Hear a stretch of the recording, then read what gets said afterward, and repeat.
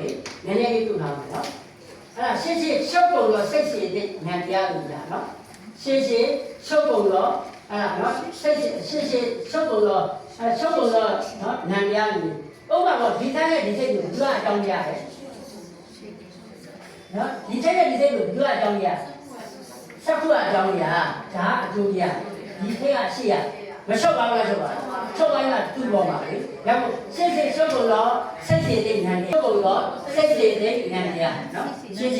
ချုပ်ပုံတော့စိတ်စီတဲ့ဉာဏ်တရားဒီစာတော့မပြင်နဲ့တော့အောက်ကတုတ်တာပေါ့နော်အဲ့ဒါအောက်ကတုတ်တာနော်ဓမ္မသင်္ကန်းကဲနော်အနန္တသမန္တပစ္စည်းကိုဖတ်မယ်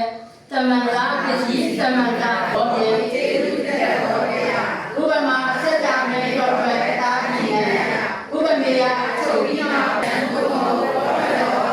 အာရိပိတုအေရှိဗိနာတိလူတရားစက်တာမင်းကြီးနေနေရ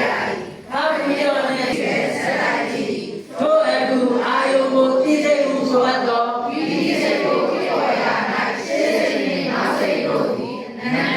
တစက်တဲ့ဇာတိစက်တာကြီးဥပမာစက္ခုဝိညာဉ်စိတ်ခေါ်စက္ခုဝိညာဉ်ရဲ့ချုပ်သောအခါရှားမရှိဇဒတ်တန်ပိဋ္ဌံစိတ်ခေါ်စိတ်တို့သည်နောက်စိတ်တို့အားဇဒတ်ကြောင့်ပါရှင်းစိတ်ကအကြောင်းလားနောက်စိတ်ကအကြောင်းလားဒီမှာလည်းပါတယ်ရှင်းစိတ်တို့သည်နောက်စိတ်တို့အားဥပမေယဆိုတာအကြောင်းတရားကိုရေးတာဥပမေယဆိုတာဘာလဲအကြောင်းတရားနော်ဆရာတို့ဟိတ်6ပါးဆိုရင်အကြောင်းတရားဟုတ်လားမဟုတ်လားအဲ့ဒါဥပမေယနော်အဲ့ဒါနောက်ပြီးတော့ဓမ္မသင်္ကန်းဆရာတို့ဇန်နာသမန္တအကြောင်းနောက်နာတိတော်စေစေတသိဉာဏ်တရားတို့ဒီအနန္တသမန္တရာသစ္စေယကံအနန္တသမန္တရာအကျိုးရှေရှေဉာဏ်တရားတို့ဒီနောက်တရားတို့ဟာခြားမဲ့စတဲ့သစ္စေသောဆိုင်ရည်ဒီအနန္တသမန္တရာချက်ချက်အနန္တသစ္စေသမန္တရာသစ္စေတူဤထို့ကြောင့်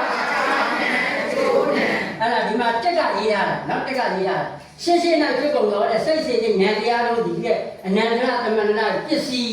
ကဘာလဲအကြောင်းနော်ရှေ့ကအကြောင်းနောက်ကအကျိုးရှေ့ကအကြောင်းနောက်ကအကျိုးနောက်ပြီးတော့ဓမ္မသင်္ကန်းအဲ့ဒါလေနော်အဲ့ဒါဓာတ်ဆိုပြီးတော့သူလည်းဉာဏ်ပဲသူကလည်းဉာဏ်ပဲဆရာတို့ခုတင်ဒါလည်းဉာဏ်ပဲဒါလည်းဉာဏ်ပဲဆိုတော့ဘယ်သွားလဲဉာဏ်ပြီးတော့ဉာဏ်ကိုသွားတာနော်ခုဆရာတို့အုပ်စုကဉာဏ်ကနေပြီးဉာဏ်ရုပ်ကိုနောက်သွားတဲ့အုပ်စုပြီးသွားပြီလားပြီးသွားပြီလား